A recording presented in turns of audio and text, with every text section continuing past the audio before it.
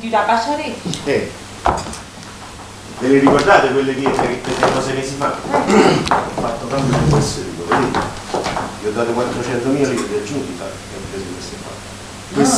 Queste mi valgono giusto 3,5 milioni. Il colore è bianchissimo e senza difetti. Era tutto sempre una preoccupazione. Ma queste non sono le mie? La ripartizione è già fatta, giacché poi trovate tanta difficoltà a unire il mio al vostro. Dunque, siete belli. Voi sapete se io ci ho o non ci ho simpatia per voi. Io sento un trasporto così reciproco che a volte mi vedete che mi guardate con quegli occhi assanguati che mi piace a schiaffi stessa mentre vorresti che la fantasia fosse realtà. La società che abbiamo messo insieme a Catania e Venendo e Vive Camion ci ha fatto guadagnare bene. Ma perché a me come troppo malamente? Gli danno figli russi, è Gennarino. Ma Don Gennaro è più di un anno che non abbiamo più notizie. Ma mi pare che se avesse potuto non ci avesse fatto sapere dove stava, che fa?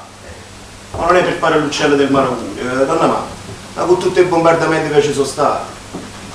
Una pupa, una palla per scagno. Per me dico che Don Gennaro è morto. È morto? Avrete chiesto? È arrivato 3 giorni fa.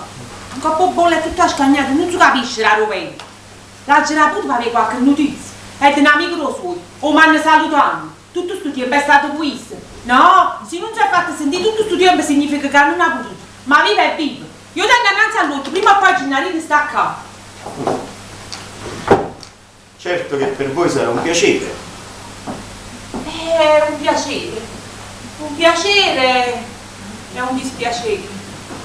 Perché chi mi ha già domandato? Crea tutto questo cambiamento, crea questo commercio. Insomma mi attacca le mani e non sono libera di manovrare più liberamente. Già. Un pericolo stanno attento. E non per altre ragioni. E per tutte queste ragioni.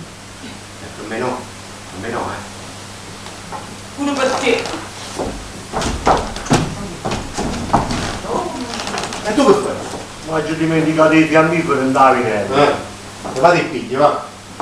Vabbè, va, non fa niente, va. Vado e pigli. Ma già pigliato?